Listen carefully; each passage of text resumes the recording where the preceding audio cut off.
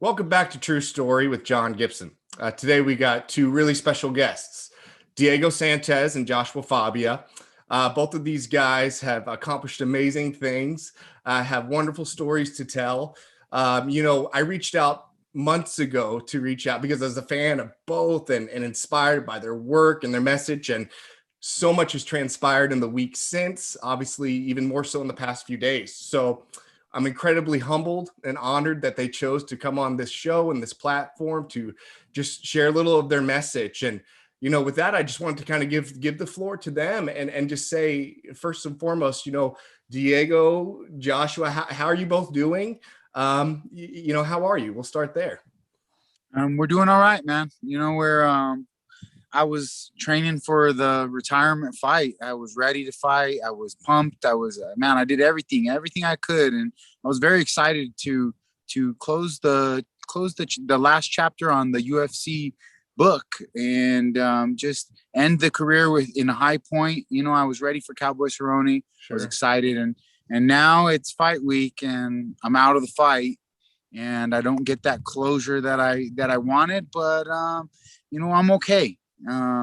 Due to my great management, in Joshua Fabia, he's been managing this whole situation, and the dealings with the UFC back and forth here in this end of the road. I got paid, and I didn't have to take damage, and I didn't have that last fight, but I'm still in a fight.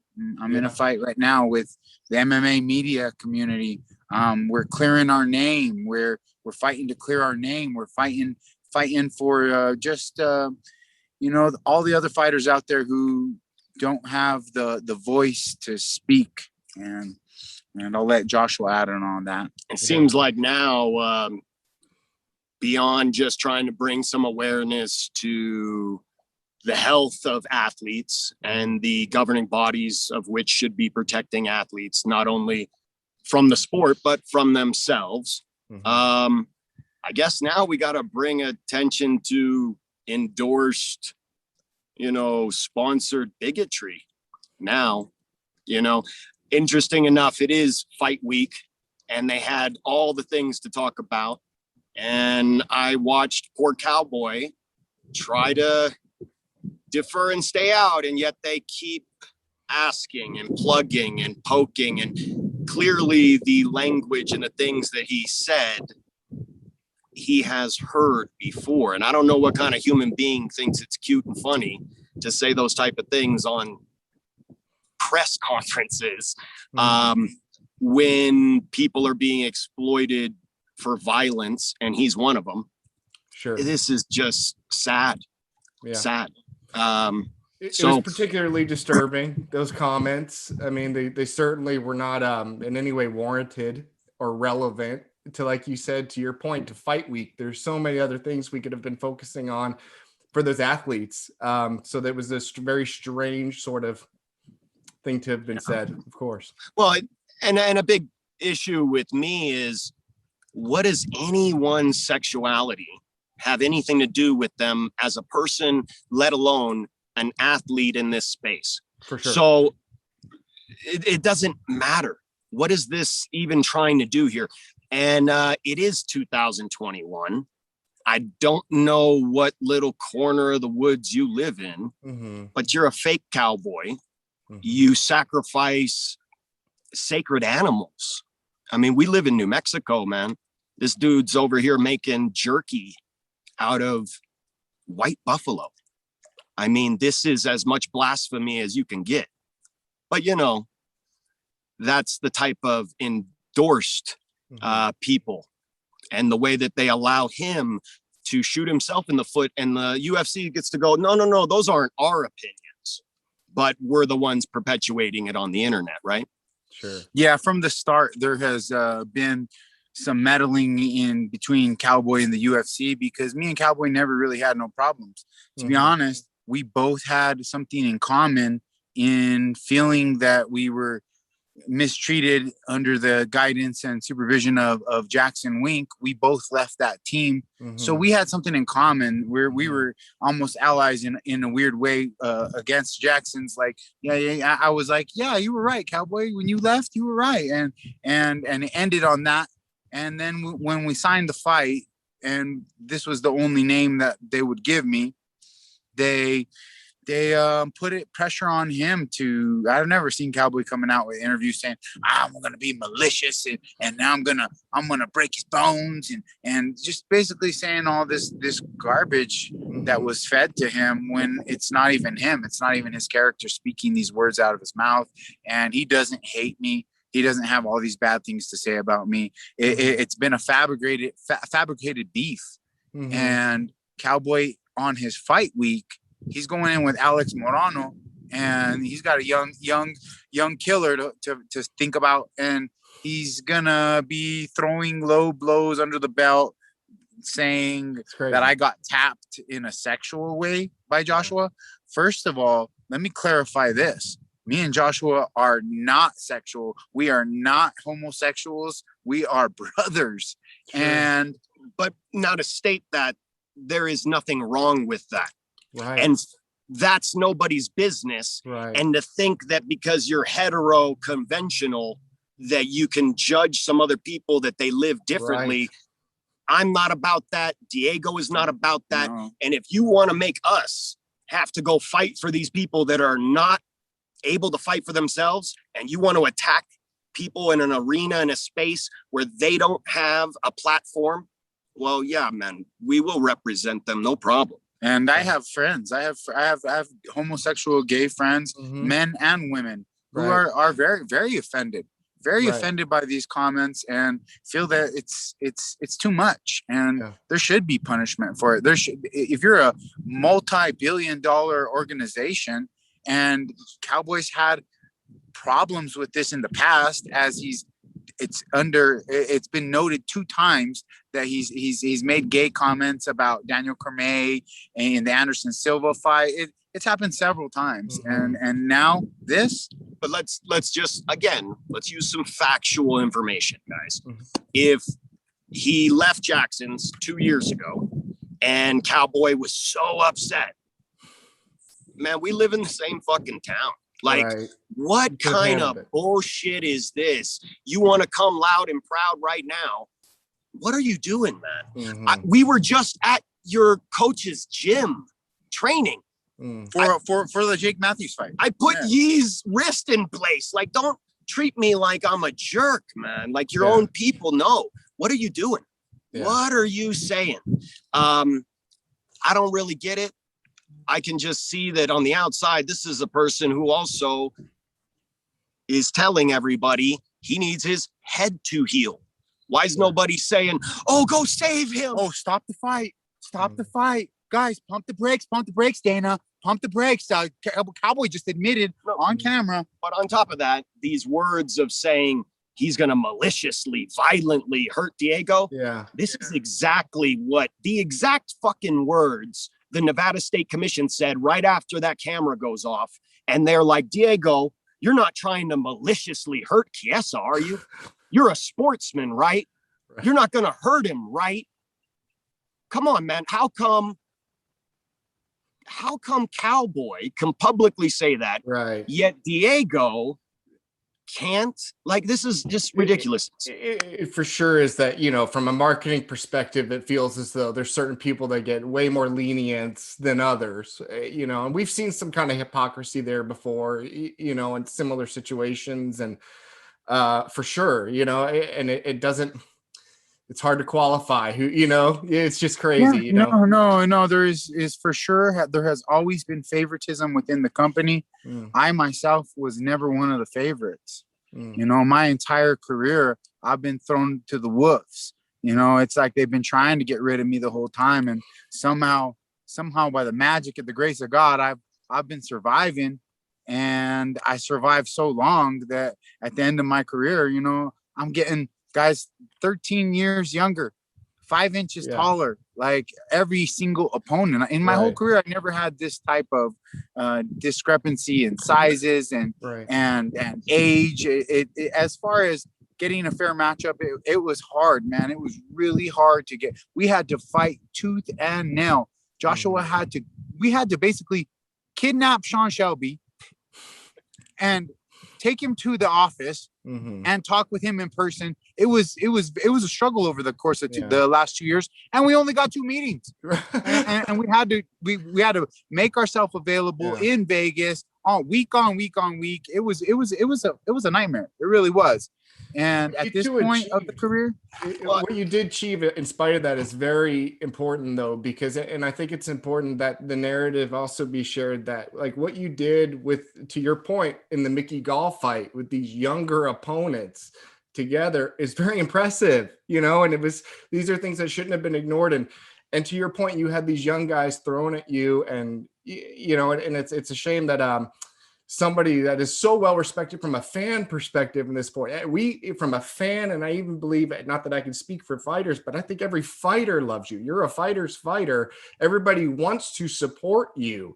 So it's just, it's so frustrating. You know, I think everybody here wants what's best for Diego. So when you have these adversities, these things, it's, you know, it's challenging for us to hear this, and we want to do whatever's best by you as well, you know. And I think that a credit to Joshua is that he has started the conversation, a larger conversation around supporting the athlete from a health perspective and a long-term perspective after a career. And what I hope can come out of some of your challenges, because I hate that you've had any more adversity than you've needed. You've bled enough for me, man. You've sweated enough for me. I've seen it over 15 years. I've seen enough to say, Diego, I get it. You sacrificed enough for me. Now I love for collectively we come in together and take care of Diego and the other Diegos, you know, from your era and the era. And we start, you know, putting these things in place that can give you what you need long-term, you know, for the rest of your life, for what you've given us. And I don't think it's too much to ask, you know. So I appreciate Joshua for starting that dialogue. And I also understand why that stuff's polarizing to any big corporation, why they wouldn't want to self-tax or something. But now's the time. You know, now's the time to start doing this and taking care of our Diegos. Well, and there's lots of logical things that if we could have had a conversation, I could have brought up to them. You know, it's a little insulting to hear from the outside. I'm not a fighter. I'm not a fan of this industry. And when I see the business, now, if you have a business in the black or in the red, right? If you're in the red and you're trying to get back, you might borrow some money. You might screw yourself, right? You might talk to some venture capitalists and say, hey, let me convince you. You might do some shit like Alpha Brain or On It. But, you know, the reality is this company was quite a bit in the black, and they're still asking for investors' money. And that shit makes no sense to me as a business person who understands that if you're in the black, why are you asking for more money? And if you're going to ask for more money, why didn't you simply take a small percentage of fighters' checks and invest it in the company and let fighters have a piece of this thing that they created? And that's very simple logic if you actually gave a shit. But when you don't want to let the fighters be around and acknowledged, I mean, why don't we get away from misogyny and have these legends hold the cards? Why don't you have them there? Why is nobody talking about that the reckoning happened and somehow Dana White gets to fuck fighters? How many female fighters has he had sex with? How many female fighters has Sean Shelby had sex with? Yeah. This is the truth, man. And so let's just get real. There's a lot of dirty ridiculousness. And if you don't want to clean it up or address it and do this, yeah, man, I do have to show videos. I do have to show things because nobody else has recorded anything. Nobody else has protected themselves. Nobody else protected their fighter. Yeah, no one has ever gone to the extremes that Joshua has to protect me in this final run. I was done, man. When I was fighting Mickey Gall, that was supposed to be my end. That was supposed to be my last fight. And man, tell him how I had to coach you in that fight. Yeah, he had to coach me in secret. 10 days every night. From 10 o'clock to 1 o'clock in the morning sometimes. And I've accredited this victory to him many times. How did I coach you at the fight when I was not allowed to be part of the corner? No, he was from the stands, and he was coaching me from the stands, and he was the only voice I heard the whole time. 1, 2, 3, 1, 2, 3, kill. 1, 2, 3, kill. And 1, 2, 3, go. 1, 2, 3, go. 1, 2, 3, go. And we worked hard, and I went out there and I had the best performance of my career. You know, the first finish in 10 years. Yeah. Right. And, exactly. It was we've great. been building. We were building since then, man. We were building since then. We've been working hard. So as an athlete, if you heard that story that I coached him for 10 days, he doubles his money, $50,000 bonus, best performance in 10 years. Do you think the narrative starts to change? Maybe I'm not such a bad coach. I would be open-minded. I would say, what are the techniques? I would want to listen and learn. I would be open-minded, certainly. Yeah. So immediately when nobody allows that to happen and JW happily accepts the win, that's the baddest shit I've ever seen. Greg Jackson and Wink didn't do anything. They hold the mitts for him twice in a camp of 6 weeks, 7 weeks. I mean, it's insulting. Yeah, man, nobody's been really seeing all these facts. And that's why after I was slandered for over a year by Joe Rogan, I didn't say a word. Everybody upset that I'm talking now. I only went out to talk again to defend his legacy when he's being reported by Ariel Awani and ESPN, again, the UFC's media sources, that he is suspended. That's what they put out in the media. When we had a meeting with Jeff Novinsky and Donna of the UFC, and they said, Diego, it's a sanction. We're going to retroactively roll it back. You're not in any real trouble. Don't worry. But we do have to report it. Yeah. And then the next day, and as a retirement fight, why would it even be relevant? I don't understand. No. This was a year and something. During the Piera fight. This is what I mean is we've been dealing with. They've been trying to slander his legacy nonstop. Every time they do, I fix it, and now I'm the problem. So you're going after him that he's suspended when that's incorrect reporting. I call out Ariel on it. He's upset. Well, yeah, man, you're part of the system now because you've been astroturfed and now you're playing bitch. Now, on top of it, all this homosexual stuff and the homophobic hate, it's crazy. That all comes from, oh, there you are. Yeah. That all comes from Ariel Awani. Ariel Awani is the one, listen to this. I will post our DMs because it's that ridiculous that I have to call him out on it. We did an interview, and then the picture he puts up is a picture from after the Mickey Gall fight. Now, after the Chiesa fight, I'm sorry. And this is on Facebook, okay? This is on our Facebook page. We put different content on all the different layers to see and track, is anybody going down the rabbit hole to see any of this? Right. And that way I know what's going on here. That's why I have the analytics and the tracking. Yeah. So that I know that I've made it to the big show and we got the big platform. And yet, how come I'm getting these views on my sources? Yet we've provided millions of views for everybody else. Right. The name is hot. Yet nobody's going to our sources. So there's clearly some digital cutbacks here happening. Interesting. Reroutes, right? So the point is, Ariel Awani pulls this picture that is taken by my assistant the day after the fight. And Diego is, after hearing the commentation during the fight and things like this, them saying it was like a blue belt and a black, like all these slide comments hurt his feelings. So when I woke him up in the morning, of course, I was like, hey, man, look at your face. That was a 15-minute fucking workout. He's one of the best in the world, and he couldn't finish you. He had advanced position 3 times, couldn't even come close. And I'm going to tell you right now, if I'm behind your back and I'm dropping blows, I don't know if you could handle 5 minutes of it. All right. I'm just going to be honest with you. Right. So let's just keep that real. On top of Diego did an amazing job creating the scramble, opening it up on a guy who has his own style, on a guy who has a body triangle on you. You know, man, you do BJJ. Yeah, of Come course. on. Yeah. Diego did amazing. No comparison to RDA. No comparison to Condit. Did they go after their coaches? No. Right. No. And on top of it, Even Magni too. even All the Magni, top guys. I don't do BJJ, but somehow he's rolling with me and good enough to do that, right? Like, come on, guys, chill out.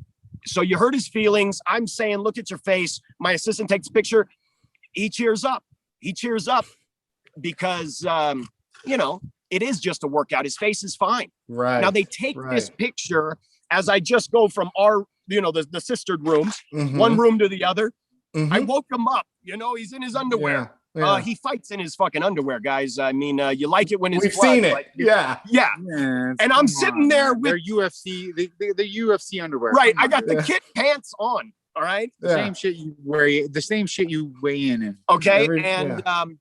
And then all of a sudden, that's the picture that you could use. This is the only piece of content you can try to use this way. You didn't pull none of our other stuff, and we had stuff everywhere. Sure. So why didn't you? Sure. Yeah. So Ariel knew exactly what he was doing.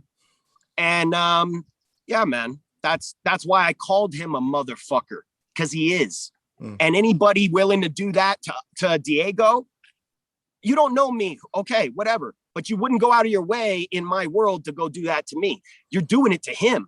And by just trying to discredit me, and they've been discrediting him by calling him crazy for over 10, 15 years. I mean, it's been going on for a long time. Why is it okay for them to call him names?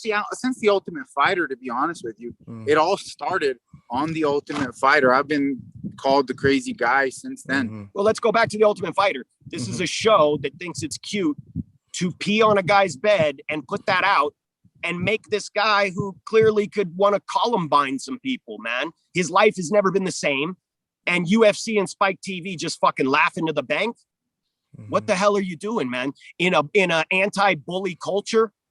Well, yeah, man, the reckoning needs to come to these assholes, as this is violent exploitation.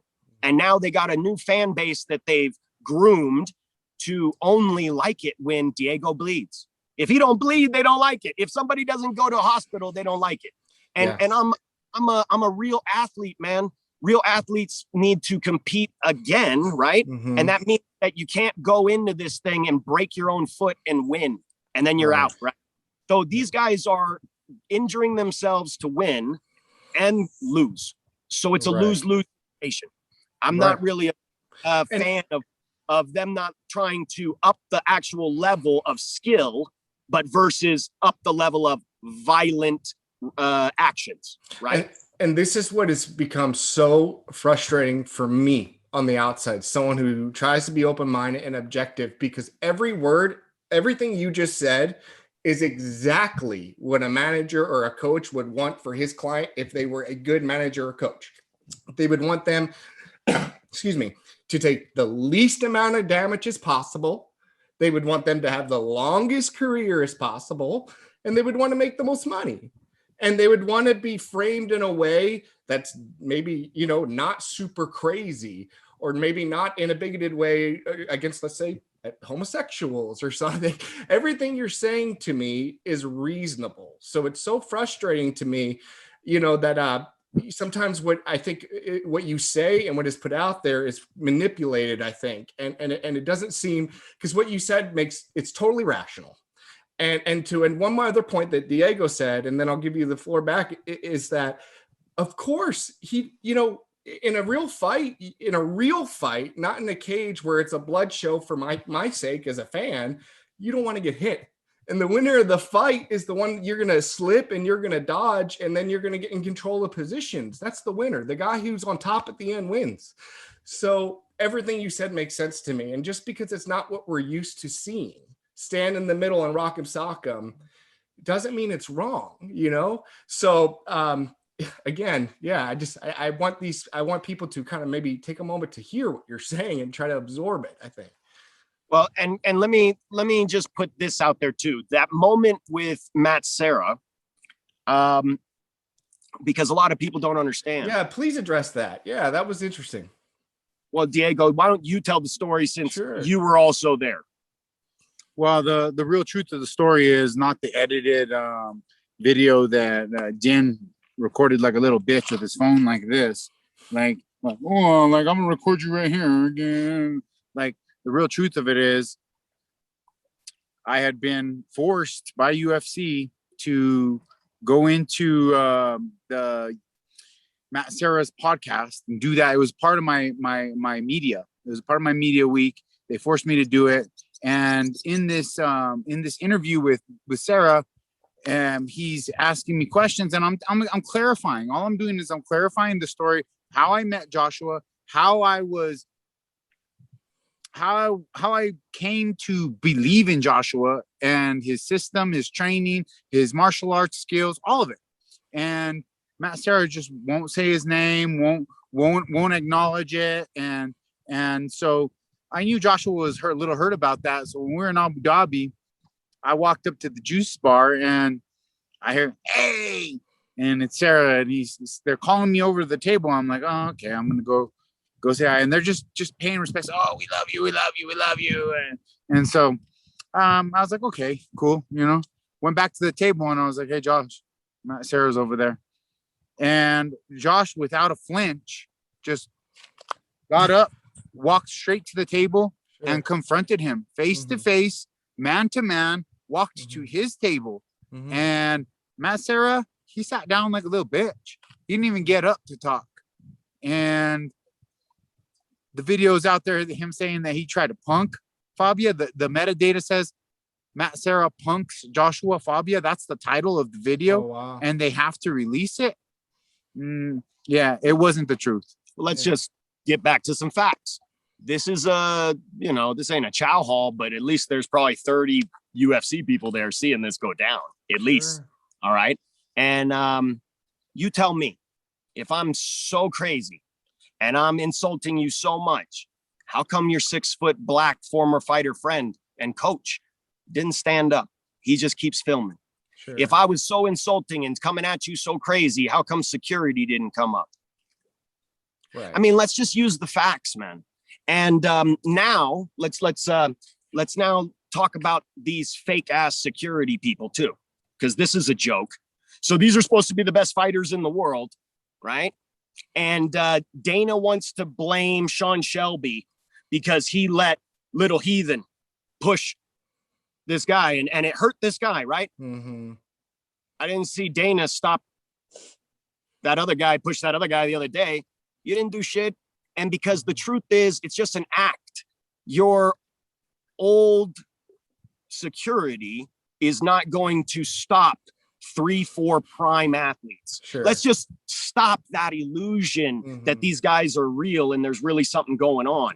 And again, Diego, why don't you tell him what happened with security at Abu Dhabi and what harassment we really get, man? Because they don't know why it all adds up and builds up and Josh is talking like this.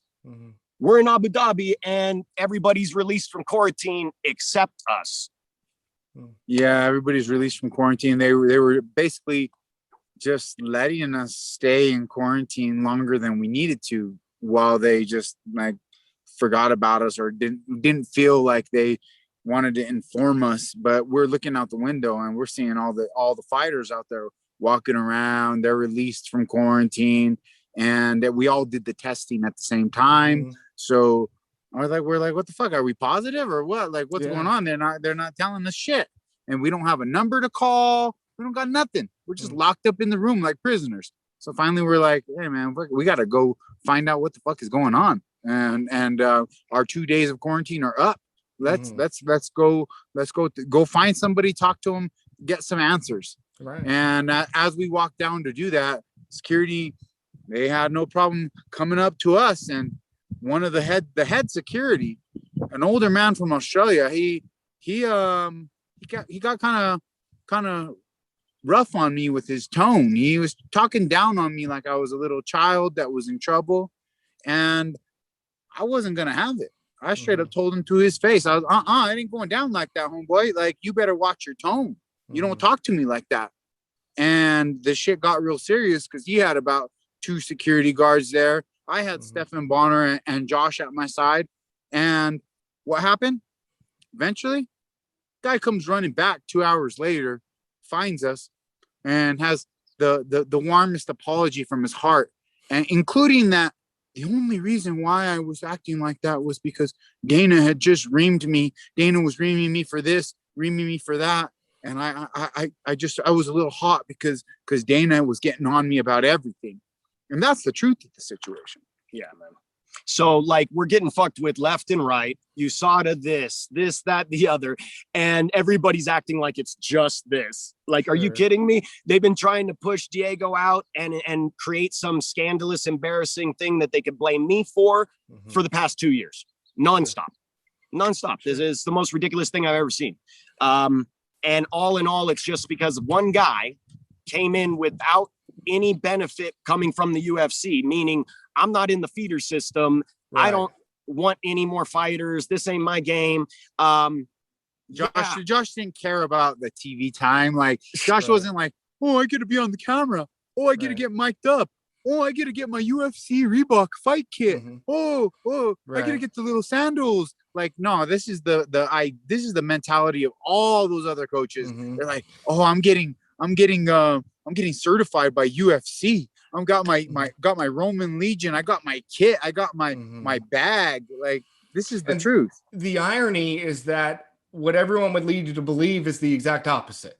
What everyone would lead you to believe is that every time there's an opportunity for Diego to have a platform, Joshua's talking about himself. And again, I don't think it's entirely true. I don't think that that's true. From what I've seen objectively, and everything you're saying is what I would want someone to say for me most of the time. Okay, well, here's a fact. If I talked about myself and my method so much, wouldn't you jokers know about me and the method more? I mean, like, don't you understand? I'm not talking about myself at all. And if you were to go to my sources to go see stuff, you can go find it out there. But on top of that, it ain't about me. It's about you. And if you don't see that I'm a reflection, that I bring up some stuff, and you might like it, you might not like it. And just like I say at the end of any class I teach or any seminar, I ask everybody. Everybody's allowed to have a voice. And I say, what did you like and what did you dislike? But the irony of this is whatever you said you didn't like in that moment, that's what you needed. And whatever you said you liked is just stroking your ego. All right. And I want to clarify something real quick. I have something I want to get off my chest because it goes all the way back to the beginning of the smear campaign on Joshua, and also just against me. It goes against me and just me being my own man and making my own decisions. Right. And there's been this agenda pushed on me that Josh is conning me, manipulating me, that he has a magic spell on me. And it's even, it goes to the fact they're saying, oh, it's black magic, it's witchcraft. They're going all out on this shit, man. And I'm like, seriously, guys, seriously. I want to clarify that when I met Joshua, it was his martial arts skill set alone that sold me. Yeah, he was a nice guy. Yeah, I never met a guy that knew a lot about other stuff that interests me, like School of Self, like meditation, like learning how to, like speech therapy that he's been training me also. So important. There's a lot of things that I was sold on, but it was first on the martial arts skill set alone. As I've told the story time and time again, the first time we met, we decided to play a little bit. I was going way harder on him. He is 5'2", 130 pounds. I'm 185 pounds, and I'm this UFC legend. And he caught me in a move that I had to submit. I had to tap out in 30, 40 seconds, standing. And so after that, I was like, yeah, I could use this. I could use that move anyway. I want to learn that move. Let me teach you that move. And that's how we started together. And I just want everybody out there to be clarified that I have made all my decisions from a sound mind. Right. Yeah, man, I might have some issues, but I've made my own decisions. I'm my own man. And you could go out there and watch the video that Michael Bisping just put out, because he felt the need to clarify himself in that he respects me and that I'm my own man. and that he doesn't know. He doesn't know Joshua. He doesn't know anything about him. And so I better just shut the fuck up on this and mind my own business because I respect Diego. Exactly. So he said, now we also got Chael, who just put a video out also, I saw. who's saying, you know what? I believe Joshua Fabia got short end of the stick. I believe that they kind of portrayed this wrong on him. I did my own personal investigation on him. And yeah, I know guys that know this guy and he's a real guy. And so with all that being said, it's like, shut up with the smear campaign already. Shut up with the fake accounts and all the comments. All the real fans out there who love and support me, I'm telling you, all those people out there that love and support me, don't jump on the bandwagon of 20 comments that you don't even check. You don't even check if they're real. You don't check the person who put the comment. Did you click on the person? Did you see their account? Did you see they don't have no posts? And why are these accounts not showing their faces? Yeah. Right. And if they do, they have ripped off pictures from other accounts, 5-10 deep. You know, it's a thing, guys. But let's again, I just say from the outside, look at the facts. If I was so ridiculously not capable, tell me how I'm at the UFCPI, how, again, this knife footage, yet security didn't tell me to leave. They got the footage too. I mean, use your heads, guys. If I didn't have control over myself, don't you see that these are UFC guys that are running around scared? This is what you're not seeing because I'm showing the reality of this is a joke. You don't have enough respect for the impact of another human being. Clearly, you're going to end up like Kimbo Slice. And again, it's like, people, can we take 2 seconds to not be so serious? Can we step outside of ourselves and be open to a new technique? I grew up wrestling. We used to do a drill where we would wrestle to take the socks off the other person. It was a fun game, okay? Like, and I'm not trying to equate it to a child's game, but it's just a new technique. And I get it. You're dodging, you're slipping, they're quick, they're moving. The stakes can't get much higher with a sharper object. We're not used to seeing it in a cage. You're warming up. People, chill out. Like, you're not a madman. Of course you weren't going to stab them. They were not under real danger. Like, it's just, it seems silly to me. Well, and again, you got all these fighters that were there, happy to get on camera and thank me and tell me how much they enjoyed it. But only when the reporters come, just like to Cowboy, antagonize the guy that is also a camera whore. Like, this is the issue. You guys want to be actors so bad, you're getting sucked into their game and getting used for their own content. You don't realize it. You don't realize that, man. Emil, I didn't put up the footage of me slapping you. Yeah. Like, Emil, calm down, man. Like, what are you talking? It's so ridiculous, but I'm not the type of person to put out footage of myself that way because I don't promote violence. Right. And this is not, there's people that need to know this. And if you need to know that because you're actually going to use it to defend and help people correctly, sure, you'll get to learn that maybe from me if you're of that pay grade. But if not, then yeah, man, you need to learn how to breathe. You need to learn how to move. You need to learn how to not be a problem in society, man. You need to stop pulling on everything and start being able to have enough in the tank to give. And most people want to act like they can give, but they've never been selfish enough to actually get what they need to one day actually be selfless. Sure. Now you're upset at a person who's dedicated their life to helping others only because I've been selfish and I'm now able to be selfless. Sure. Don't be mad at me because I made different life choices. Sure. I'm trying to show others that there is other options. And when you look at it that way, you can see that Diego's life has gotten much better in these last 2 years. His brand has gotten bigger, and all this sensationalism that people are accrediting to a downfall of his career. This is the stuff that's making his future career actually happen. I don't understand the problem. Of course. Yeah, of course. And on top of that, you got Cole and Tristan who are in the same training with the knife. And they're like, this is some of the best training that we've ever had. Sure. They're fully aware of it. We got them on video saying how much they love it. Mhm. And Max Payne Griffin was there too. There was numerous people, but yet everybody is so afraid to say anything because it's so obvious that the Roman Legion UFC is against Joshua and against myself, because I was never supposed to be the Ultimate Fighter. I was never supposed to be here this long. I've defied odds that shouldn't have happened. And now we're here, and I got a guy that's looking out for me. Mm-hmm. And that is bringing some awareness and some light to some of the things that are going on around me that I was too oblivious to see for myself, that I couldn't argue for myself. I couldn't speak for myself. In the 2 years training with him, I've been trained how to be a human being again, not just a fighter. That's why I can sit here and I can get these sentences to you. That's why I can talk better than I did 5 years ago. Go look at my old interviews. I was terrible.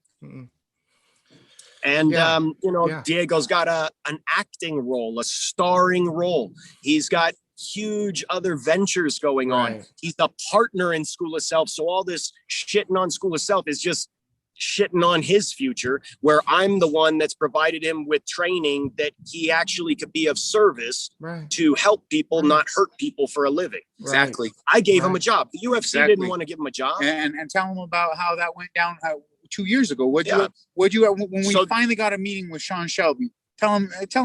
The first meeting we had, one of the biggest things that I addressed beyond all of this stuff, I told Sean Shelby to his face, call off the dogs. Stop it with the bullshit. I know you guys are doing the accounts. I know you guys are doing the IG. Like, I know. Stop it. And, I'm going to shoot you straight. On top of it, I closed the door on him and put him in the room uncomfortably with me as an adult, where you can't escape this, man. You need to deal with me. You need to address these questions. Wouldn't address any of them. Just, oh, you're crazy. Oh, it's a conspiracy. Oh, really?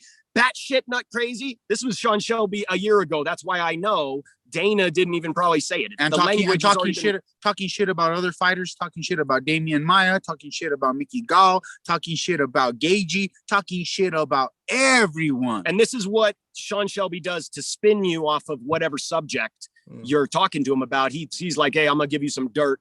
And then you don't want to be a dick, so you keep it to yourself, feeling like, oh, the company likes you. He told me some privy, when really he just knows that none of the fighters talk to each other and this shit won't get out. Right.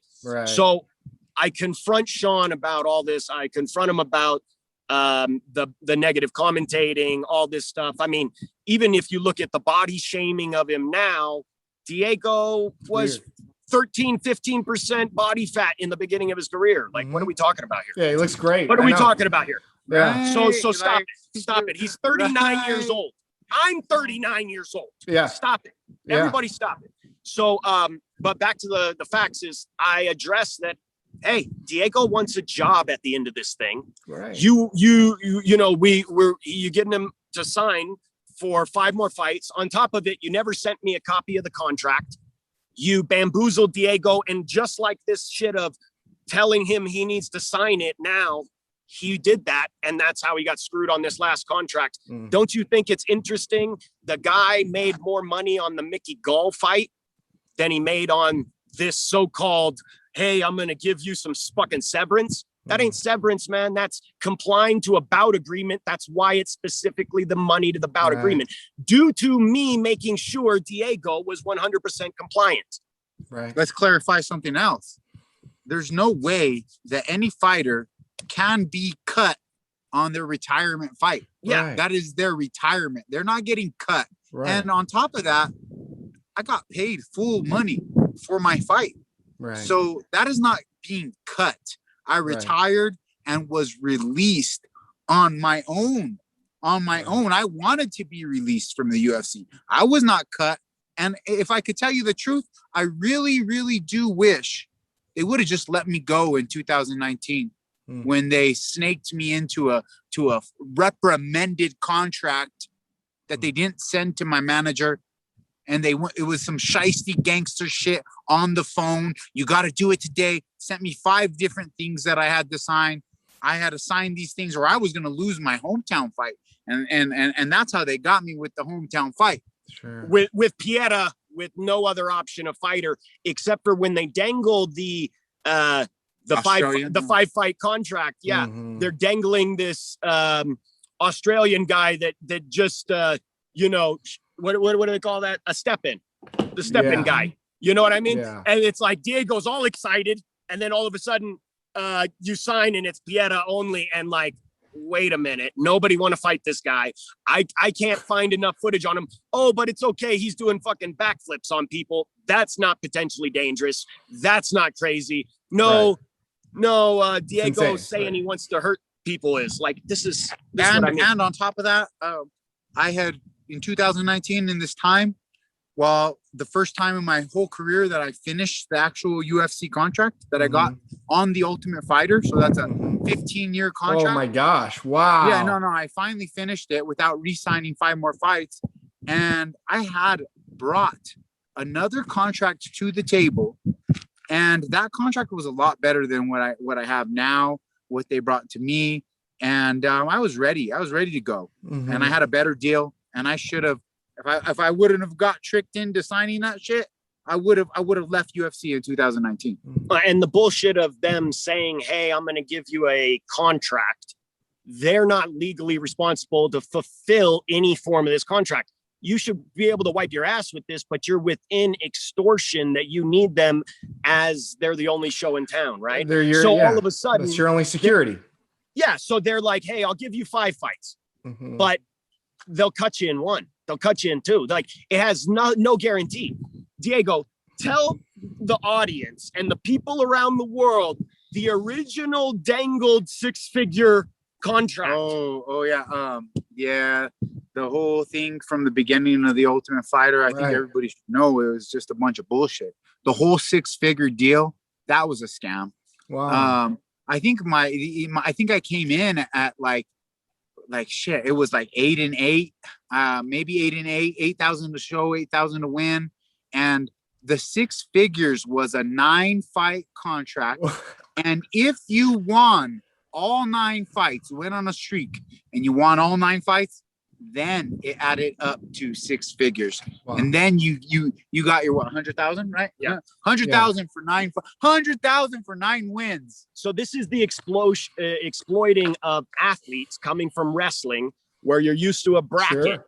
And if you hear this, you're like, hey, I'll gamble that on myself. I believe in myself. That makes some sense. I could do that. You can't do that when they're setting it up. Well, you're also 21 without a manager, you know? Yeah, no. And listen to this. Listen to this. All the other fighters that were on the show, we all received the same contract. So what were we winning as just a trophy? So exploitation and building a new fan base and exploiting a guy from New Mexico that doesn't even know what asparagus is, and you think that's usable content? You think showing somebody pee on somebody's bed on their fucking pillow is cool? Like, that's not usable content. Why wasn't you showing more Randy and training? Why weren't you showing more of real stuff, man? Real mentoring. Why weren't you showing real? And this is the point, is they've created this fan base that doesn't care about human beings. Because it went from, hey, let me give you a little behind the scenes exposure to these people that are willing to fight. That's what it is. I mean, again, listen to the facts, man. You can only become a professional fighter and skip the chain by becoming a professional athlete. Everything else, you got to go through the protection of being an athlete through grade school, middle school, high school, college. And then you know what to do to protect yourself, and you have a college degree. Hard to do that when you're exploiting the people on the bottom of the barrel that are willing to fight in the beginning of this fabricated sport that's got to jump from state to state to get its approvals, okay? And to allow it to be recorded and then exploited. And again, how come an actor is getting residuals and yet none of these fighters are getting residuals from the replay, yet some asshole on YouTube can cut it up and make money off of his face? But Diego's not making money off his image. I mean, UFC is. These are now what I mean? Yeah, these are the things that like, and I just want to pause you for a second, because these are the things that are really important to talk about that nobody else is saying. And where I think you have tremendous value. And if other fighters are listening, if they're not listening, they need to listen. But I also want to be fair and objective. So I'm gonna try to frame it a little bit pro UFC too. But I'll say this: devil's advocate, always welcome. Yeah, always welcome. Bring the noise. I want to say this. You know, a lot of the UFC, especially the Ultimate Fighter season 1 stuff, didn't age well. The peeing on the beds, a young man, asparagus exploiting. You're right, man. You're hitting the nail on the head, and you're right. Now I'm gonna try to be fair and say, me as a viewer at that time, it was funny. I laughed. I was a young man. I didn't get it. I didn't get that stuff. That was okay with me at that time. I think we've all kind of grown up and aged, and it didn't age well. So I want to give them a little break there, but then pause. You're right on. These are the things we need to start talking about. There should be some residuals. There should be some YouTube. There should be some place. We need to change the contracting for fighters. There needs to be more longevity terms and things to make it advantageous for their likeness, so they can exploit that in the future, ongoing. You know, if there's a rerun on digital TV right now, if I want to go see my man go beat up Clay Guida, I want him to make 15 cents. Whatever. I want him to make that. Why would I not want him to make that? Right. Why not? You know, they could do the same shit with Fight Pass too. Of course. Yeah, it's a subscription model. Why aren't the fighters in some way? I mean, these are things we should talk about. And there's nothing wrong. And the fighters have been getting fucked forever, man. Everybody knows that. All the fighters tell them about how the video game thing happened. What they did to you guys on the video game. What part? Just you were telling us and everybody about they were basically like, you either take it or you don't. Like, it's like this thing of there's no option. And then you don't get any control of your image, and it's over. It's just over. Yet I'm in the UFC headquarters, and they got these huge paintings and pictures and stuff of all these people, and not one beautiful big one of Diego. And it broke his heart, man. Yeah. We were there for a meeting, and I had to walk out of the meeting with Sean Shelby after we had got the fight with Cowboy, because he was being a ridiculous person. So we walked out, and you got to know that Diego and I are so scary. We need security to walk us around a damn building. Right. So security wasn't there, and we were free to walk around. And I took Diego around to look for these pictures, man. And there just wasn't a commemoration of any form of Diego. And when you look at the racist stuff going on, and I see big, beautiful pictures of white guys all over the walls, and very few black or brown legends allowed to exist. None, actually. None. In the building of worship right there with a fucking huge howler monkey thing. I mean, this is another thing. Why is nobody saying that the UFC is making money hand and fist over all this sponsorship? And yeah, man, like, look what you're sponsoring. Look what you're endorsing. You have no scruples. So it's about fighting and athletes, but it's also about alcohol. Yep. Let's endorse that, because alcohol kills a lot of people every year. So now you're using human beings like modern day gladiators, and you love saying this shit, except for gladiators are fucking slaves, and they were killed. They were expendable. So you're using this language about a real person who's got real scars on his face that his daughter's got to look at. And this bullshit going on where his daughter's friends are seeing a picture of him and they're scared of him. How do you think this man feels? Yeah. This is not cool. And there is no self explanation, because nobody wants to hear it when the media and all this content's been created. They hold it, they use it, the light they want to put on it, and all of a sudden his voice will be gone. So if I didn't set up all of these things, right, nobody would know. It's the truth. And look at the facts. Diego got paid. I did not post that stuff till after Diego got paid. You didn't post nothing till after the fastest money was he's ever been paid. And we knew the fight was off Sunday night. Okay. We knew it, because inappropriately, what are they doing? They're sending an email and having Diego answer it after hours. Or text me. Then they're and an email. Then they're forcing him to reply it after hours without legal counsel available.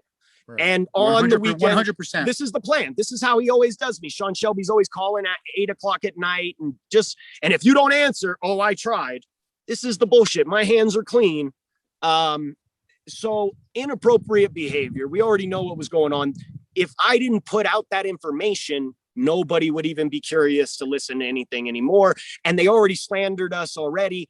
And the thing is then nobody listens because we're already decharacterized as crazy and, come on. Yet I'm the one sitting with all the video. Completely decharacterized. This guy and me, both. This poor guy, he's got his reputation shit on by the media. This is real deprivation of character. You are both, and it's such a unique. Now I'm loony. I got the most brain damage out of any UFC fighter. I got CTE. I already was crazy before I started, and this is who I am. This guy's a con artist, manipulator. When really the truth of the story is, this is just the only guy that came around. There was no one else to help me, man. Right. This is one guy that could give me some time and energy, sacrifice from his own life to help my man, because he knew I was fucked. He knew I was getting fucked. He knew I was fucked up. He's seen it. He's seen it. He came into my life. He helped me. He didn't want to do this MMA shit. Right. He didn't want to do this. And he hasn't been thanked for his work. Like, the irony here is that you both have every right to feel as sensitive as you do, and you both have every right to feel as defensive as you do, and as protective for each other as you do. This guy is protecting you, Diego, and he's the only one using his voice to say, let's talk about this, and this, which are real things, but primarily what I'm hearing, it's your health. His concern is about your health, and you're like, this guy's done nothing but try to protect me. All this other stuff, leave him alone. So I mean, protect me. Not only protect me, teach me how to heal myself, teach me how to get standing up straight again. Like it's everything. Well, how many other coaches take their athletes to the Middle East? How many others teach how to be a person without people knowing who you are? How to live moment for moment and earn respect moment for moment. How many? Because guess what? These guys are nobody if they don't go to the gym and they don't hear their name. And this defamation of my character, the funny part about that is it's only in the MMA news, which is no different than, the fake news circuit. I mean, you got to realize, like, they're only reporting on the UFC. They ain't reporting on Brave. They aren't reporting on One Champion. They aren't reporting on local MMA. So how is this real? It's paid advertising, you jokers. You don't get it. And if you're not smart enough, because you're not a manager, you don't create real content. You're not in the game. You don't sit down at real tables. I really don't know why any of you think you know what you're talking about. When I simply took the same content that was on YouTube, that YouTube was not allowing to be seen, put it on OnlyFans, and we got almost 90,000 subscribers. And when I say we, it's because it is 50-50. As I am training Diego, I'm in there. So it just is what it is, man. I'm part of the background. Sad face. Joshua, you had me, you had me at speech therapy for Diego. I was like, this is some real stuff. This is real. This is something that's going to help him the rest of his life, and for someone who gave as much as Diego has, that's somebody who's really thinking about his best intentions and best, so in conjunction with the Middle East and everything else you've done to kind of help frame them and rebuild them. And I also applaud you, Diego, man. I'm somebody that's always been a mental health advocate. And you've been incredibly vulnerable, and it's very unfair that the media has used that against you. You have been real. You've said, I had a hard time through my divorce. I all these things, these mental issues here. This person showed me kindness and helped me rebuild my life. And then they call you crazy for it. And man, as somebody who's worked with, and with mental health issues and stuff, that's deplorable to me. And those people, it is a reflection upon them, Joshua. That's disgusting, because what you did was very brave, talking about those adversities, and to call you or put you in a box of crazy it's disgusting to me. And man, you should be applauded. And it's clearly to shut down the conversation, man. and to not let the fighters feel comfortable speaking their truths. And nobody can say it for them. You know, a big part of School of Self, you know, is it's about helping people that want to help themselves. And you have to do the work, man. And Diego's done the work to be strong enough today to stand and lean on his own spine. Yeah, I'm here to protect and do some things, but that's because in the beginning of this relationship, which we don't have a contract, okay, by the way, Diego, what is the agreement we have with this situation? The agreement is I do the fighting in the octagon and Joshua does the fighting outside the octagon. And that's all that we've been doing. I've been putting in the work and the training, and Joshua's been doing all the fighting outside. And people don't like that there's a resistance, but there's a resistance for a reason. And with our resistance, all we want is to talk. Like, this is all I've wanted for the past 2 years, was to sit down with Dana, say, hey, Dana, it's been a long ride with the UFC. Man, I've bled a lot. I've taken these hits. I just want to talk to you about the exit strategy. You know, let's just sit down. Let's have even a 45-minute meeting, and let's just talk for a minute. Hear out my coach and manager, as he has some things he wants to bring to light, some ideas. He's a creative genius. Maybe he could help you. Maybe we could do something together. Maybe there could be a mentorship program with the UFC. Maybe we can spread a positive light on these UFC fighters. Maybe we could do something good for these fighters. Maybe we can help them learn from all of my mistakes with my tremendous amount of experience in what is the most extreme and violent career possible ever. Well, I mean, the irony of that is one time we were at the UFC PI. There's a video of us. We're doing some breathing stuff with some fighters, some recovery stuff in the sauna. This is actually when we trained with Tristan Connolly before the Pieta fight. This is right when we met him there at the PI. The UFC has a piece of paper on the desk, and they're like, "We got a breathing clinic. Maybe talk to me. Maybe since my guy is this old and he's still able to do it pretty good, and we ain't doing no running. We ain't sitting on our ass doing biking. We ain't doing none of this stuff, wasting all this time. Yet he has the cardio. And ain't no one saying that, hey, you know what? I don't know what those two guys are doing, but they're 39 years old. Right. And they look pretty healthy. That's what I'm saying. Good. You know? I know that should have been more the narrative, man. A little younger than me, but he's actually older than me. But me myself too. I know that I look great for 39 years. I have 700 stitches on my face. Yeah. No, I mean, Diego, there's no question what you've sacrificed. It's unquestionable. And your legacy is never going to be erased. You don't need a portrait in that building. Know that, man. Know that. Man, you're there. You're there in our hearts. And for those of us who lived it with you, it won't be forgotten. And I think it's on us, it's on us as the fans and those people that applaud it for the blood, sweat, and tears and bought the pay-per-views to kind of carry you into this next chapter and support you, whatever that means, So if that means you're opening a school, hey, opening day, grand opening, we support that guy. If that means he's pumping out content, hit a like button. Maybe say something positive. Don't be so ugly. Don't be so negative. And these are small things we could do to help support him. And then the conversation grows from there, Well, on that positivity, I don't know if you saw, it was showing to us in the DM that people are trying to put positivity and then they get blocked and they get shut down. So that's how big this really is from the inside, right? But you're absolutely right. Let's keep it positive. Look at Diego. He's healthy. He's ready to go. And the reality is no, man, we're not opening up no gym because that's not what I do. All right. All of my information is available online. It's not what I do either. You want to help yourself? You can help yourself in private. You don't need to show nobody. You can do all the School of Self anywhere. The reality is it's up to you. All right.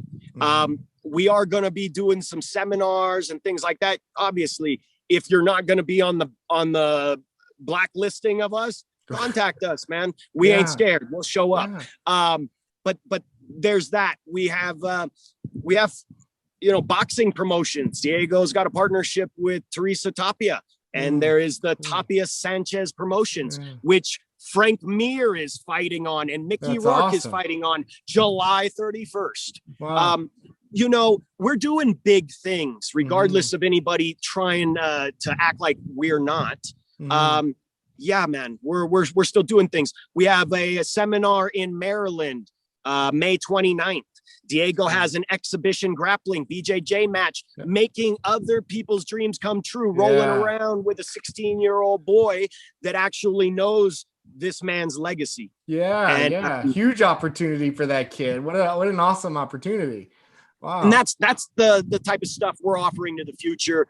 Is Diego's giving access to his real fans that will be available and going around, traveling, doing local and small events. We will be on talking and speaking engagements, as now we have to be the face of this awareness that needs to be brought. So we have a lot going on. The best thing that I can say is, if I'm a con man, I guess I conned Dana out of $211,000. And I guess you can call me pretty good con man then. Yeah, I guess. On that note, he's got the money in his bank account. He ain't take no damage. And Cowboy's, like I said, going to probably be in the hospital Saturday night. And hopefully his adrenaline high was worth it. But again, this is a guy that doesn't have scruples, that he wants to judge homosexuality, but he won't marry his baby mama. And a message to Hunter Campbell, like, straight up, dude, like, what's up? Like, you so scared? Matt Brown, he said in an interview that he was having memory problems and all kinds of this and that. And you'll give him another fight after he was supposed to retire after he elbowed me in the back of the head.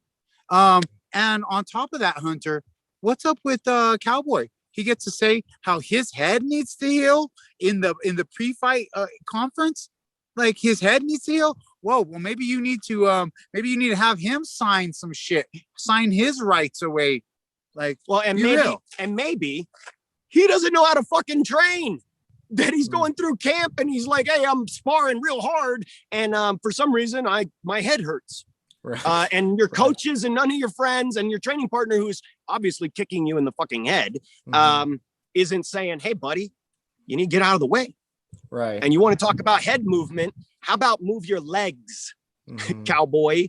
All right. This ain't a bull ride. Don't just try to hold on.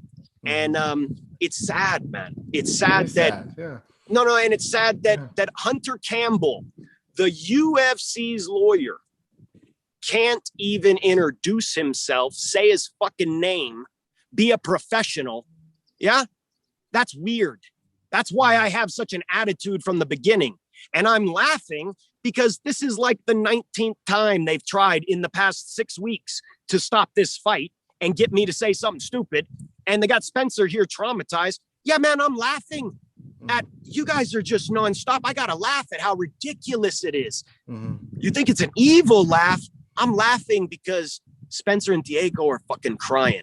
And if I don't spin it, and this jerk over here that's at the lake thinking he understands with us what's going on, he doesn't know nothing. This guy, that's why I got to tell him, be quiet. You don't know anything about the conversation that I've been having with liabilities and asking for Diego's medicals, which again, now let's get to this. Now that everything's separated and you publicly announced that, that was you got Chael to go back and renege on what he said about me by putting up a post real quick, right? And saying now, the UFC just gave you that money. Well, if they were going to give you that money, why didn't they give it to you 12 weeks before? Why didn't they give it to you with a party? If they wanted this guy to have any hurrah, why the fuck did he fight the next day after his Hall of Fame? Only one in history to have to do that. This has all been the setup, man. They don't want to give him the platform because he said he wanted it. And that's the problem. All right. So you got a lawyer that doesn't even introduce himself, and it's for a multi-billion-dollar industry. So let me tell you what happened here. You got people that were happy to put their name, buy this company and invest and say, I'm okay making money this way. This would be Disney, ESPN, Hollywood guy. You know who I'm talking about. Even The Rock. right? Mhm. You know, The Rock's over here putting the belt on like the BMF, like he cares, and nobody's realizing, dude, it's his investment. Jesus Sure. Christ, just calm down. Everybody stop. You never seen him before. You're not seeing him after. And on the BMF belt, we just making shit up now. I mean, Right. like on top of that, like we're just playing around now, just making shit up. Yeah, bring that up. Okay, right? and then Masvidal doesn't have it on the line. Yeah. Okay, Mhm. all right. And Like a one and done seems weird. like Yeah. seems Okay. don't seem like a sport so much to me. Seems more like just entertainment. Seems more like some WWE to me. And I think that there's just a lot of lying going on, and the UFC needs to get right and stop this lying. You know, like there's just a lot of lying going on. That's why they hate us so much. That's why they hate us coming with real things, talking about real things, going out to Spencer's and dealing with real things. Me dealing with my own real things. All of this. You know, they want it just to stay an illusion, and no one knows anything. UFC fighters can't talk to other UFC fighters, and just keep them held down like slaves, like modern day gladiator slaves that eventually they get chewed up, spit out with fucking scars, brain damage, and injuries, and no place to go after. So if you're a fan of the sport and you see it from the outside and everything, you know, looks hunky dory, I'm just, you know, batshit nut crazy. Would it hurt your feelings, or would it bother you that some of these guys, or a good majority of, especially the first and second generation of these guys, clearly have had falsified medical reports and have been allowed to fight, and the UFC ain't paying none of their bills? Yeah, I mean, dealing with as a lives. fan, no, And- I wouldn't be happy to hear that. You know, Well, that's what they don't want you to know. And Right. that's the problem. And when I and other people can see what's going on here, you know, like, is everybody, I mean, this is what I mean. You got companies and people okay to make money off of this. And then all of a sudden, in the week of this drama, they go public, but not transparent. So now any asshole, so the same assholes that are at home being degenerates and betting their hard-earned money, or their you know, COVID money, or their whatever money, and you want to bet on people, and you win when someone hurts another person, right? I mean, this is not probably morally sound or good, right? Okay, so now you got that, and now you got the regular person now is able to invest in this publicly traded commodity, of which now, hey, I'm over here with lots of money, and my neighbors don't know I'm a piece of shit making money on these guys over here that are brain dead now. Yeah, no. Now it's not transparent. And see, that's what they didn't want. They wanted it to be free for all. All of you can be that evil. And so a lot of people heard me call and say the word motherfucker. I say it all the time. And it's because, you see this back here? This is my mother. This is my mother. And this fucked up world we live in, this man-made world, well, they keep sticking their hand in my mother, and they keep raping her and pulling shit out of her and wondering why the world is fucked up. Well, this is part of it. And if you motherfuckers running the world allow everybody else to get rich off of being a motherfucker, there come your motherfucking children. There comes our motherfucking demise. And when I'm over here living a life dealing with these motherfucking problems, and nobody want to actually deal with them, and nobody want to put in the time and the energy to actually see how to fix them and address them and put yourself out there to deal with them, I didn't need Greenpeace to do this. I didn't need a governing body to protect me. I didn't throw out any names. And the fact of the matter is, how many wives aren't saying anything? How many moms haven't said anything? How many sons and daughters haven't said anything? You got fucking Al-Anon here for people that grew up with alcoholics. Base, one, to deal with the emotional or psychological traumas that these athletes have been dealing with now, Right. especially these ups and downs. well, and it's created fame, and then they're doing these narratives and they're messing with people's lives, reputations, and where they live. I mean, this is real. You're penetrating into the lives of human beings, and you're not dealing with the repercussions. Okay. Right. We're going way beyond the physical, the brain damage. Let's go beyond that, man. Let's talk about it real. And the other people associated to these athletes, from coaches, family members, everything else, where's their support system?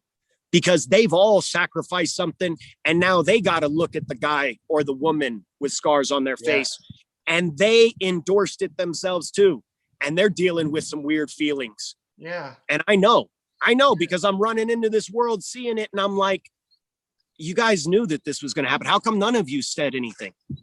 How come nobody said anything? Right. And is it that these people that are being pumped up with physique, are you just really not strong enough to say the truth? Sure. Is that all it is? Yeah. You're big and strong enough to attack homosexuals, but you're not big and strong enough to address your own health and protect yourself. Right. To be vulnerable and be honest about maybe an insecurity or something, anything about yourself. Yeah. And this is what I mean is, we're now in a world where people are having success and being rewarded for being a sociopath and a narcissist. Mm-hmm. And it's just interesting that it's obvious all I do is help people, and yet somehow I'm being attacked. Joshua, what you're saying is, listen, what you're saying makes total sense to me. If I was Diego, I would want someone in my corner that is thinking about my wife or my mother too, saying, hey, maybe they got some issues they're unpacking, watching my son or my spouse take abuse for years, put their body through ups, downs, win, losses. This, like, life is hard enough, but what he invested was more than a job. It was truly blood, sweat, tears. And you're right, the physical stuff will be with him forever, that damage. But that aside, personal relationships, his daughter, my son, I had my nephews pointed at my scar the other day. So as you say that, I feel that. I think about that. And I say, this is real stuff. And I would want someone in my corner thinking about me on a grander level and about my family, my loved ones, because mental health is just as important as the physical health here. And again, these are things, if we're being open and honest, we should be talking about, Yeah. And being open and honest, I think that's one big factor about me and Joshua, and also loyalty. Mm-hmm. I've been loyal, in not giving up on this guy, not believing the bullshit of the internet, and even to the point where I'm having I'm having family members that, I'm having to disown some family members because it's that hard. The agenda is so hard, so pushed so hard. So I got my own family members telling me that they know better than me for my life. And they get that guy, he's conning you. He's going to fuck your whole life up. Get him out of your life. And these people are like, this is happening. This is real. And I want to ask something. I want you guys, the people, to put yourself in my shoes. All right? Put yourself in my shoes and ask yourself, if you did this long career in the UFC and you were the one that took all those hits, you were the one that put your body, your mind, and your emotions through all this trauma, and you were that guy. At the end of your career, you're going to retire, and you're smart. You're like, no, I got to get out of this UFC right now. It's been too much. I'm going to do it right, finish my career, and have some closure with a good fight. And what is wrong with me asking the company I've worked for 16, 17 years for a list of my medicals, man? Like, is this too much to ask for? This is my body, right? This is my body that I sacrificed for your company, right? Is it too much for me to ask, can I get my imaging? Can I get, like, I want to see my hands that were broken. I want to see my elbows that have been probably broken also. I got my knees, my spine. I want to see the imaging and the dictation from the night that Martin Kampman put 7 cuts on my face. The night that BJ Penn put the put the cut on my head. I want to see these. I want to have this documentation for my future health, for my future life. Hold on. Is this too much to ask for? You know, all this damage that happened before I was ever in the picture. Yes. Right. You know, this verifiable, I've kept him from getting damaged while everybody else getting finished every night, but Diego hasn't been finished. Diego hasn't been hurt. All right. So again, let's just get back to those facts. Why hasn't he received his medicals? And I want my medicals. They won't respond to our lawyer. That's interesting. And you say publicly, oh, we'll send you to our brain doctor. We'll send you to this. We'll be happy to pay for this. Well, we don't trust your brain doctors, man. They're on your payroll. And why is it called fucking Cleveland Clinic when it's in Las Vegas? I mean, this is what the fans don't know, man. It's all just a sham. It's all just a bunch of rich assholes running game with doctors, friends, and shit like that. Listen, I asked for all of the doctors' names, pre-fight, post-fight. That's what scared the shit out of them. Because you know what? There's a lot of doctors that it's on you, doc. That's the problem. And how come, just like we don't know those state electoral voters, how come I don't know your fucking name? And how come you ain't introducing yourself, doc? How come you ain't How come you ain't handing out your card where your clinic is? How come you're just a doc in the pocket of the UFC? You just happy to hang out over here? How much they paying you? How about you want to put out his salary? How about you tell me each one of these doctors' salaries? How about you tell me each one of these ladies over here playing medical BS on the computer? What are these ladies' salaries? All right, since they see everything, and yet he doesn't ever get to see his own results. Every time he's at an MRI or a doctor's appointment, they just say, you're good to go. The doctors don't even tell him anything. What the fuck is going on? And what about let's put this on the commission bullshit? Let's put this on the commission. My hands are clean. Yeah. It's the commission. But I won't give you the fucking phone numbers. And you don't have the proper list? You're not documenting? No. Hold on. Every event, they have a log. Every single person has to have a little badge and everything. Give me the fucking log. But you don't want to give it. Why? Because there's a lot of stupid stuff going on, man. A lot of lies going on. And here's the thing. You don't want everybody's real names attached to things. So you want time to doctor up the books. Well, I asked you for this shit 6 weeks before the fight. Why is it a problem the week before the fight? And we still haven't got it? You could have sent that email. Hold on. The phone call is April 9th. Why didn't you send the email back April 10th? Why are you waiting so long? Why are you playing games? Like, that's why I'm laughing, because this is $1 billion industry and it's just me and I got your ass against the ropes. You guys ain't that fucking smart, and your money ain't going to save you, because guess what? I know some people with money too. And the other side of the world, they're hearing this. We ain't alone. Yeah. This is, to answer the question, no, I don't think it's too much of a request to get a comprehensive history, your medical history, especially if those tests have been performed, over your career. It definitely sounds like it's not going to be easy to independently correspond with all these different commissions in different states, but for sure, that doesn't seem like something that should be out of the question for you to have, But why is it so hard? Why is it so hard, right? Right. Why do they got to make it so hard? Why do they got to make it so difficult when our health should be the number one thing that this organization is taking care of, not just the bills and the money that's going into their pocket? They should think about these fighters before they think about the money. Yeah, you put that on the invest on this public, company. Put that. How about this, assholes? You want to make some money on these fighters? Every single one of you with a share, 5 to 10% of your shares go back to the fighters. How about that? How about that? You guys, like, everybody thinks I want to get rich. I'm over here trying to figure out a way that all fighters that qualify from being fucked over, from being used and abused, because guess what? This is where I'm upset. These are the fighters of the world. These are our warriors, our gladiators, except for they won't fight for anything worth fighting for except for money. And that's because of the way the devil gets to get you. And if you don't want to see that, you don't want to see that these athletes around the world happen to be the most capable people, but they're all slaved out for that check, and they all keep their mouths shut, and they all play good boy, good girl, right? No ruffle any feathers. But if everybody didn't have a sport to play and a fucking paycheck and actually put that energy into creating the world into the world that we need, yeah, man, I wouldn't be here by myself. We were, yeah, you make such a great point. And it's interesting you said that, because last week I had Chris Bird on the show. He's a 2-time heavyweight boxing champ.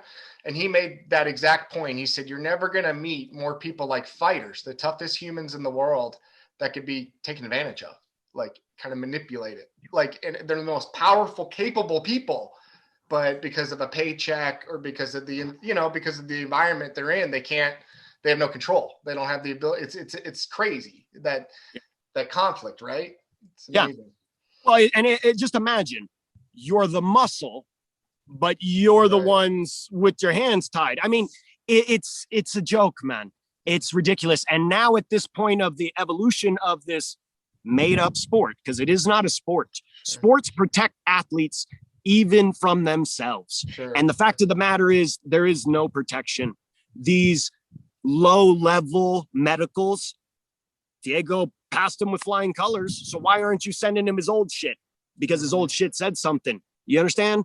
And that's the truth. Why ain't you sending it, man? Why didn't you tell him about it? Why do I have to get upset? Why do I have to speak like this? Because nobody else gives a shit. But, oh, you all care about Diego. Well, but yet I'm over here taking This is why fire. I defend you. No, absolutely. You shouldn't be vilified for that. Thank you. Yeah, no, and I agree. And I this is why I defend you, because you wanting to audit medical records to be able to make sound decisions for his health in the future is a good man doing the right job. And listen, and the reason why we had to do this was because we know from experience we know other people that have got cut from the UFC or released from they can't even get UFC on the phone anymore. We barely could get meetings or talk to anybody now. Sure. And I'm the most longest tenured UFC fighter. So we know after I'm done with the UFC, they ain't going to give a shit. That's why we're asking. But look. No, why are we mad, right? We're only getting left at the airport. We're only being disrespected and locked in our rooms. Right. We're only being talked shit about on media venues and platforms of which we don't have. Like, what is going on, man? Of course, we're talking like this. Of course. And the amount of content that they were able to put out on me. So the first thing that comes up is negative. Man, like, if you can't see that they're that scared of my little ass, that's why they got, the only thing you got on me is I'm batshit not crazy and I'm gay. That's the worst shit you got. Oh man, go watch a video. Cause I don't know, man. I don't know if you can stand on a fucking ball. I don't know if you can do some of these things, man. I don't need to brag, but go look. It's just ridiculous. And on top of it, I don't know if anyone's paid you for your expertise, because I've made a living on this, man. I don't know about the rest of you. So stop it, you know? Yeah. Yeah, we covered a lot, guys. We really did. But I mean, it's all important stuff. And I'm glad that you guys got an opportunity to kind of air some of this stuff out. And are there any other kind of final thoughts here? I mean, anything else, you feel compelled to share?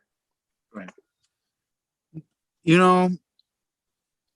I just plead with my fans out there to listen to me, put themselves in my shoes, and realize that this is a corporation that you might love, and you might really love watching fights. You might be a part of the media, and you might love your little hobby.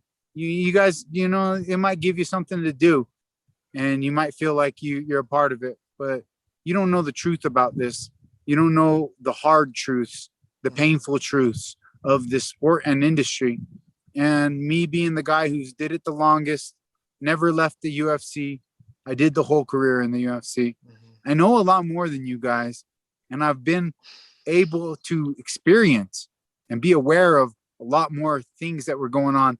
And when Joshua came around, he started to show me things that someone from the outside, not someone from the inside who might not notice, someone from the outside could see a little better, with a little clearer vision. And now here I am, and I just ask my fans just to, stick with me, man. Of course. watch the story unfold, because I didn't get my retirement fight, but I'm still in a fight, and it's a big fight, and it's still unfolding and unraveling. That's it. And I know that you were wanting to know, in 2021, with all this coming at us, how do we stay positive? Yeah, man. How do we do it, right? Well, I'll tell you the first thing. Lean into the light, my friends, and you'll grow straight. There's no need to hide when you're living in the truth. So fact of the matter that School of Self is all about is it's awareness. The opposite of awareness is ignorance. I'm at war with ignorance, folks. And if you don't want to be aware, you might be on the side of ignorance. And if you don't want to be ignorant, you might have to open your ears, eyes, and heart to become aware and actually feel what's going on, not take what they're feeding you, right? Exactly. Digest it. Become a child again. Truly digest it. Do not trust it if you have not tasted. Right. And this is the problem. If you don't know me, you never spoke with me, you haven't moved with me, you don't know me, probably don't speak of me because I have not spoke of you. Right. And what you're doing is magic. You're the one casting spells. And the way the world works is it will come right round to you, my friend. That is not touching me. All right. So thank you for your time. Thank you for your energy. And tell us, how you feeling? I feel good. Yeah, I feel good. Good. Yeah, and I wouldn't have missed this for the world, guys. I feel good, and you know, I appreciate again you giving me the opportunity to use the small platform to share this message. It's all so important, and I'm watching as this fight unfolds, and I'm on your side. I'm rooting for you, and you can count on me as an ally. And to all the other allies out there, I know you are out there. Hey, hit us up in the DM, contact my manager. We're here. We're in this fight. So we got to use these mouths. We got to talk and finish this fight we're in. Yeah. Thank you, guys. So this is True Story. Again, today we had Diego Sanchez, Joshua Fabia. Thank you guys so much for joining me. Thank you.